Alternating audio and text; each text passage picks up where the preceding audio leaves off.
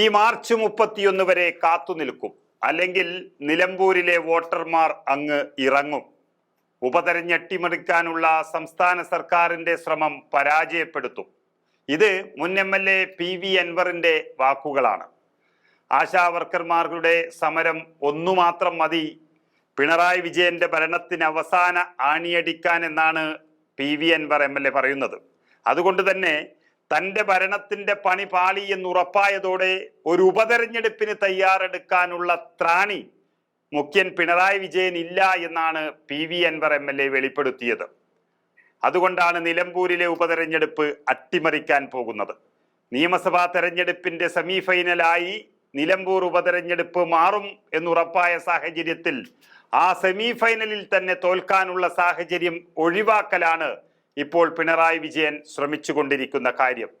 സത്യത്തിൽ ഈ മുഖ്യമന്ത്രി പിണറായി വിജയന് ഭരണത്തിൽ ശ്രദ്ധിക്കാൻ സമയമില്ലാതായിരിക്കുന്നു.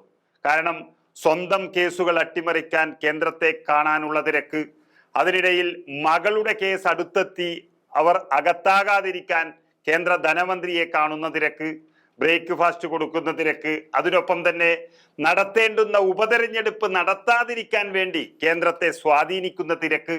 ഇങ്ങനെ ഒരു മുഖ്യമന്ത്രി മുഴുവൻ ചെയ്യുന്നത് ചെയ്യാൻ പാടില്ലാത്തത് തന്നെ എന്ന് പറയേണ്ടി വരും. നിർമ്മല സീതാരാമനെ വിളിച്ച് ബ്രേക്ക്ഫാസ്റ്റ് മീറ്റിംഗ് നടത്തിയ മുഖ്യമന്ത്രി ഇതുവരെ അതിന്റെ വിശദാംശങ്ങൾ പുറത്തുവിട്ടിട്ടില്ല. മുഴുവൻ ഉഡായിപ്പാണ്.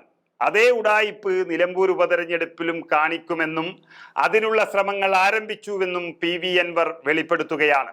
കാരണം കേരള തെരഞ്ഞെടുപ്പ് ഓഫീസർ കേന്ദ്ര തെരഞ്ഞെടുപ്പ് കമ്മീഷനെ നിലമ്പൂർ ഉപതെരഞ്ഞെടുപ്പിനെ കുറിച്ചുള്ള കാര്യങ്ങൾ ധരിപ്പിച്ചുവെന്നും അതിന്റെ റിപ്പോർട്ട് നൽകിയെന്നൊക്കെ മാധ്യമങ്ങളിൽ വാർത്ത വരുന്നുണ്ടെങ്കിലും അങ്ങനെയൊന്നും നടന്നിട്ടില്ല എന്നാണ് അൻവർ വെളിപ്പെടുത്തുന്നത്.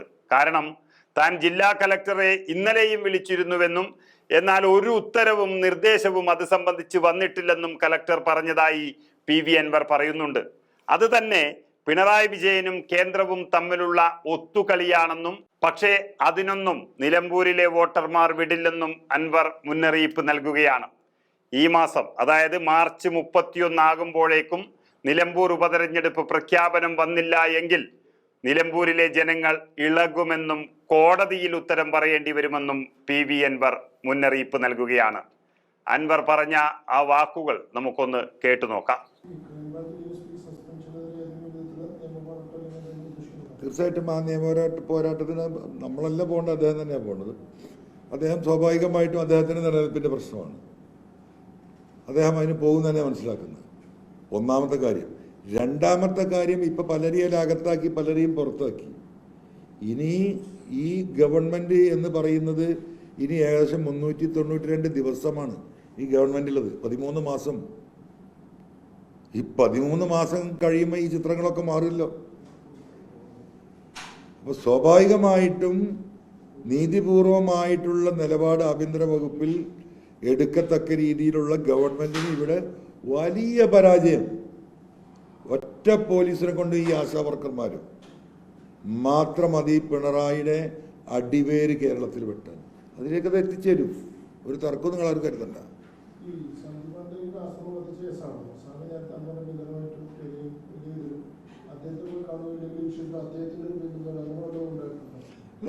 സന്ദീപാനന്ദഗിരിയെ നിങ്ങൾ പോയി കാണണം. സന്ദീപാനന്ദഗിരിയുടെ അഭിമാനക്ഷതമേറ്റ് സത്യം പറയുകയാണെങ്കിൽ പൊതുപരിപാടികളിൽ നിന്ന് പോലും സന്ദീപാനന്ദഗിരി തിരുവനന്തപുരത്തും കേരളത്തിലും മാറി നിൽക്കുന്ന ഗതികേടിലായിരുന്നു. അദ്ദേഹമാണ് ഇതിൻ്റെ കുറ്റവാളി, അദ്ദേഹമാണ് തീ കൊടുത്തത്, അദ്ദേഹം പേരെടുക്കാൻ വേണ്ടി ചെയ്തതാണ് എന്ന് ഉള്ള വാർത്തകളും പോലീസിൻ്റെ ധ്വനിയും അങ്ങേയറ്റം മാനഹാനിയിലായിരുന്നു അദ്ദേഹത്തെ പോലെയുള്ള ബഹുമാനീയ വ്യക്തി. അദ്ദേഹത്തെ ആ മാനഹാനിയിൽ നിന്ന് രക്ഷപ്പെടുത്തിയത് ഈ പറയുന്ന MI ഷാജിയുടെ അന്വേഷണമാണ് യഥാർത്ഥ പ്രതികളെ കണ്ടെത്തിയപ്പോൾ. അപ്പോൾ അദ്ദേഹത്തിൻ്റെ നിലപാട് എന്താണ് എന്നുള്ളത് നിങ്ങളുടെ സഹപ്രവർത്തകരോട് തിരുവനന്തപുരത്ത് നിങ്ങൾ അദ്ദേഹത്തെ പോയി കാണാൻ വേണ്ടി പറയണം. അദ്ദേഹം ഇതിൽ നിലപാട് പറയേണ്ട വ്യക്തി കൂടിയാണ്. വ്യക്തിപരമായിട്ട് എൻ്റെ അഭിപ്രായം അതാണ്.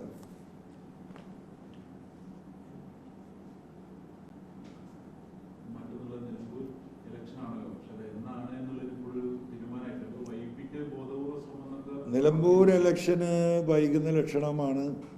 അത് നടത്താതിരിക്കാൻ വേണ്ടിയിട്ടുള്ള വലിയ ശ്രമം ഗവൺമെൻറ്റിൻ്റെ ഭാഗത്തുനിന്ന് ഉണ്ട് എന്ന് തന്നെയാണ് ഞാൻ മനസ്സിലാക്കുന്നത്. കാരണം ആ തെരഞ്ഞെടുപ്പ് ഞാൻ രാജിവെച്ചത് എന്തിനാണ്? പിണറായിസത്തിനെതിരെ കേരളത്തിൻ്റെ ജനമനസ്സ് എന്താണ് ഇന്നത്തെ സ്ഥിതിയിൽ എന്ന് കാണിച്ചു കൊടുക്കാൻ ഉതകുന്ന തരത്തിലുള്ള ഒരു തെരഞ്ഞെടുപ്പ് റിസൾട്ട് നിലമ്പൂരിൽ നിന്നും ഉണ്ടാകുമെന്ന ബോധ്യത്തിൻ്റെ അടിസ്ഥാനത്തിലാണല്ലോ ഞാൻ മാറി നിൽക്കുന്നത്, രാജിവെച്ചത്.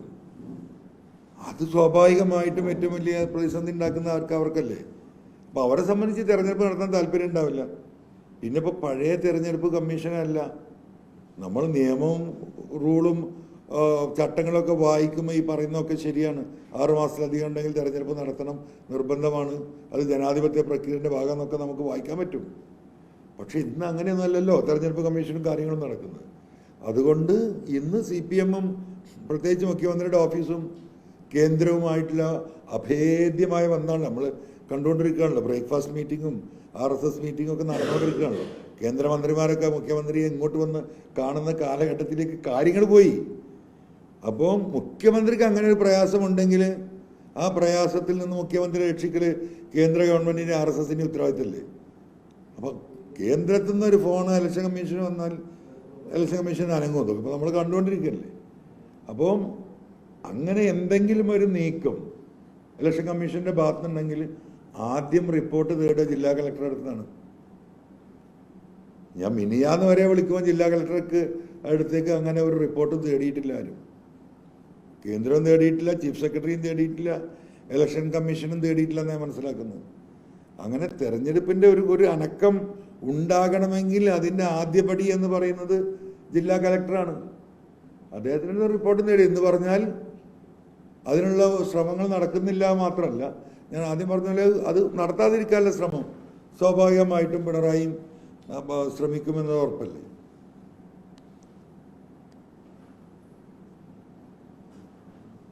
പിന്നെ നമുക്കതിൽ മാർഗം ഹൈക്കോടതിയെ നിലമ്പൂരിലെ വോട്ടർമാർക്ക് സമീപിക്കാം. മാർച്ച് 31 വരെ ഉള്ള ഡേറ്റിൻ്റെ അകത്തും ഒരു തീരുമാനവും കാണുന്നില്ലെങ്കിൽ നമ്മൾ കോടതിയെ സമീപിക്കും. നിലമ്പൂരിലെ വോട്ടർമാർ അതിന് തയ്യാറെടുത്തുകൊണ്ടിരിക്കുകയാണ്. അതിൻ്റെ ഉത്തരം അവർ കോടതിയിൽ പറയേണ്ടി വരും.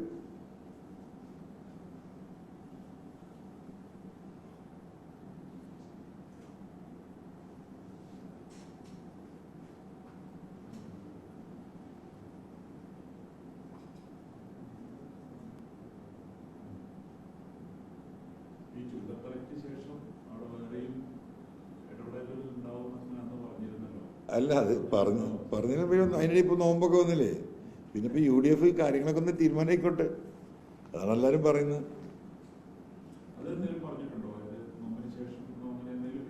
ഇല്ല, നമ്മളന്ന് കത്ത് കൊടുത്തു.